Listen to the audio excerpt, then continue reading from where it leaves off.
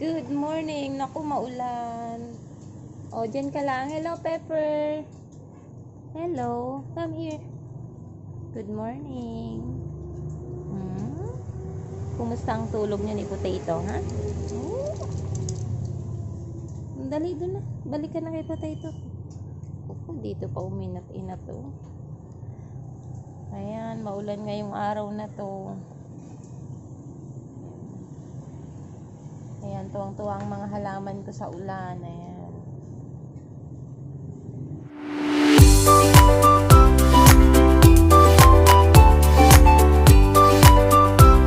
Ayan guys, kaya dinidiligan ko yung sa side na to kahit maulan kasi hindi sila masyadong nahagip ng ulan. Kasi nga, ayun, may bubong sila. Itulad ng mga nandito, ayan, talagang kapag umuulan, nadidiligan sila. Ayan. Meron ako ditong mga gulay. Merong celery, ayan. May broccoli. May ampalaya. May pandan, may malunggay, may sitaw. Ayan, namunga na, isang piraso lang. Pinahinog ko na lang para maitanim ko yung buto sa susunod. Merong sayote. Meron ako ditong longgan tree. Ayan, maliit pa siya. Paborito ko kasi yan. Ayan, ang palaya, may tanlad, may kamote, tangkong. Kahit pa paano makabawas sa gastusin at napakamamahal ng gulay ngayon. Meron din akong kalamansi. Ayan, napakasipag nilang mamulaklak. Ayan. Meron din akong saluyot. At syempre, itong insulin plant. Maganda po yan para sa may mga diabetes. Meron din po akong sitaw. Ayan. Harvest ko na nga. Mahinog sayang. Ayan guys. Ayan, kalabasa. Meron ding pipino. Ayan, ang dami niyang bunga. Oh. Quiet. Potato.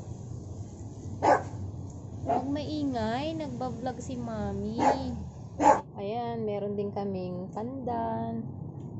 Napakalago, oh. Si nanay ang nagtanim niyan. Pumipitas lang kami dyan tuwing naiisipan namin magluto ng bilo-bilo. At napakasarap din po niyan ilagay sa kanin.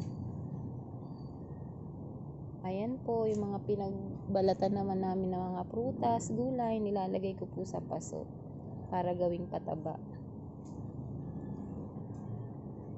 Mahilig rin po ako sa mga halaman, tulad ng mga roses. Ayan, oh. Nakaka-relax tuwing nakikita ko silang namumulaklak. Ayun pa, oh. Napakaganda. Wow.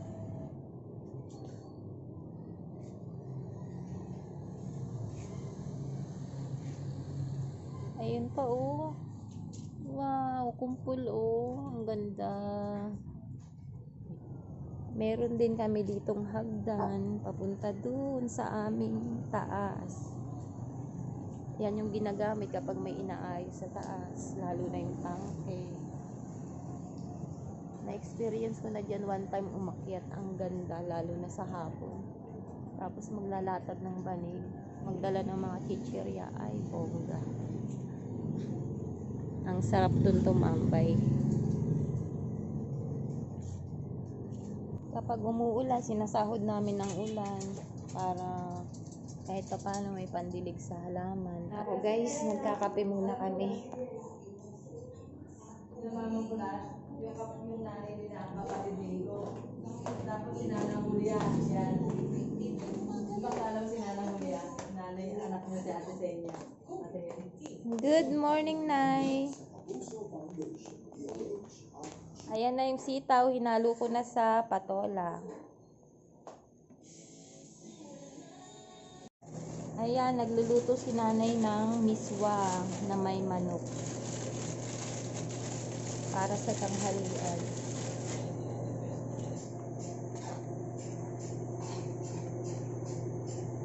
Nilagay na rin ni nanay ang patola at yung isang pirasong sitaw na napitas ko sa garden.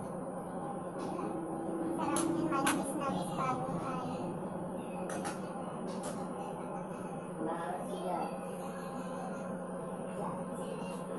One year to pay, no?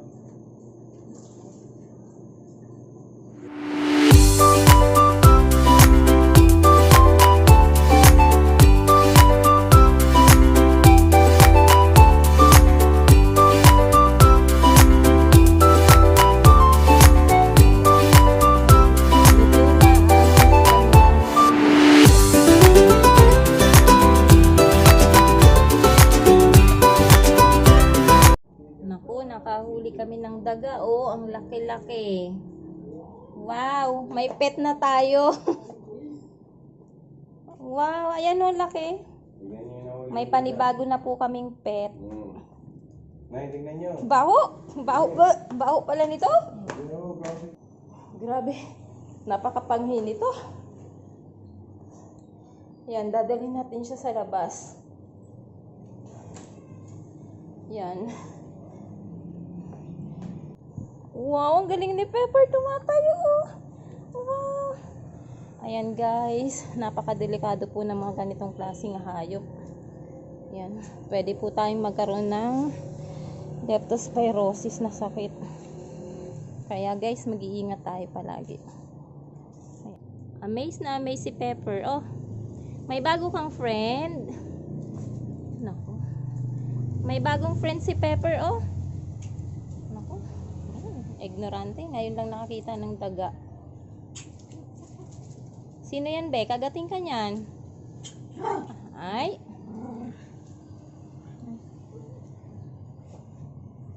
Oh, Pepper. Oh. Pepper. Wow, ang galing na Pepper. Oh, dali. Dali ka na dito, Pepper. Natira naming ulam kagabi. Ininit ko para malutong pa rin. Ipapares namin sa niluto ni nanay na miswa. Eto guys.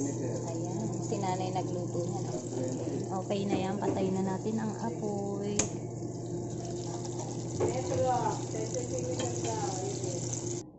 Kumain na daw sila ate. Ayan guys, ang ulam namin.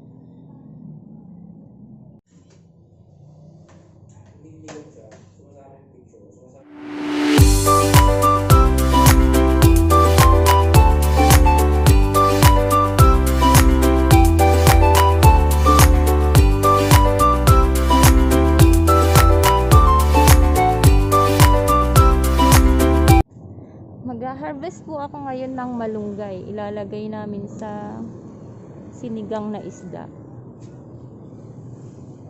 Hani, pangalimang harvest na natin to. Hala, Han, sumabit to.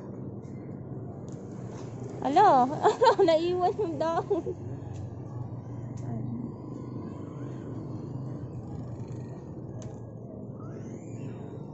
Okay na yan. Sige pa, lahatin mo na. Naku, kalbo na. Malam ba? Ay, gano'n naman ang pagkain. Ayan. Isa pa. Wag, maliit na yan. Ayun pa. Tapos, sabi ni nanay, tanlad. Ito. Kamuting ano, anik. Ayan. Tanlad, ayan o. Ito pa, ayan. At saka talbos ng kamote. Ayan.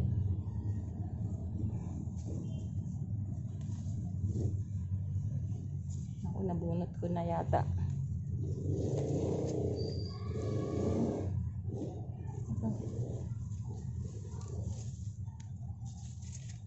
Ayan pa oh. Ay, ang haba nito. Malikot ang camera. Ayan, okay na. Wala, konti pa yan. Ang dami yan. Makakalbo to. Ay, ano ba? Hindi. Tumutubo yan ha. Pati itong magan to? Pwede ba to? Matatanda na na dahon?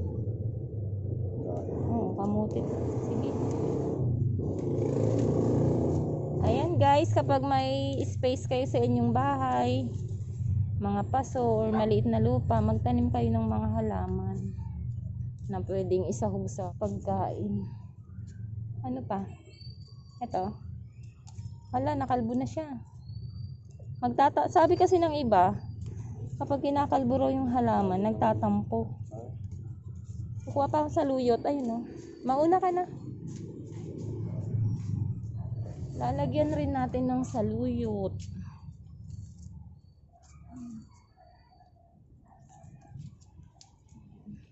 Dapatan may mangkukan. Pwedeng pahingi.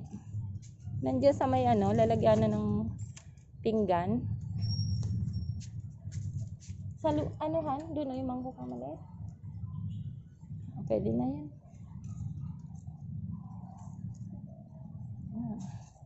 Ayan, nakalibre na tayo ng gulay.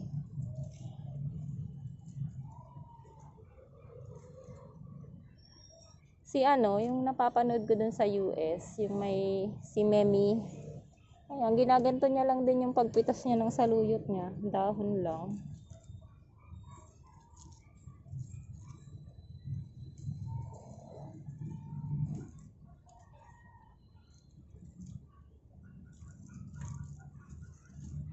Okay na. Yun, nakalibre po kami ngayon sa gulay dahil nga po may tanim kami rito sa aming maliit na hardin. Ayan, nasa paso lang po lahat sila.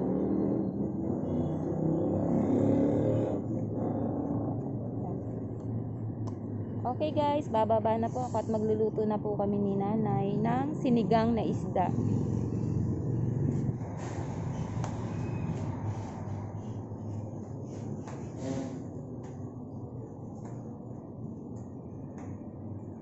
Bisita po kami, isang binatang gwapo ka ba? Oh, yes daw, gwapo daw siya. Hello ka sa vlog ni tita. Hi. Sabi mo, hi, my name is James. Hi. Sige na, sabi mo yung pangalan mo. Ay, mahiyain. Ayan po ang aming isisigang ngayon. Ulam namin ngayong gabi. Aming na-harvest sa aming munting hardin. Ayan. Paborito ni James. James, kumakain ka ng gulay? Okay, very good. Ayan, magluluto na kami. Ayan guys, sinisegregate niya po ang manok. Tinatabi niya yung para sa pang prito at pang tinola. Syempre, yung mga pang tinola, yun yung mabubutong part kasi yun yung masarap. Yung pang prito naman, yun po yung malalaman. Po, piniprepare na ni nanay yung gulay na na-harvest namin sa aming munting hardin. Nahugasan ko na po ang aming lulutuing isda. Maglagay po ng tubig. Ilagay ang sibuyas.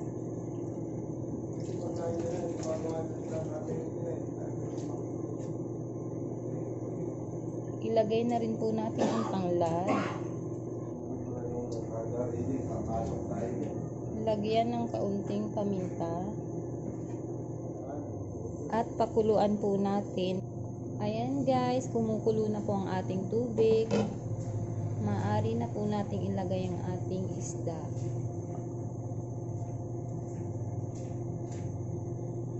Ang bang ng tanlad.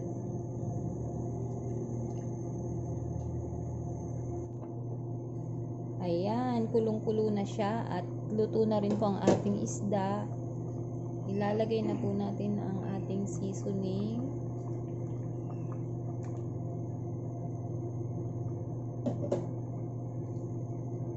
Gulay. Ayan, yung malunggay. Ang dami rin pala. Saluyot at dahon ng kamuting baging.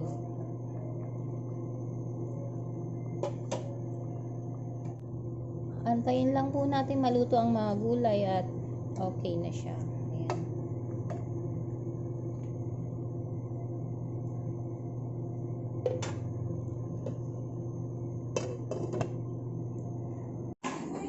Kakain na po kami.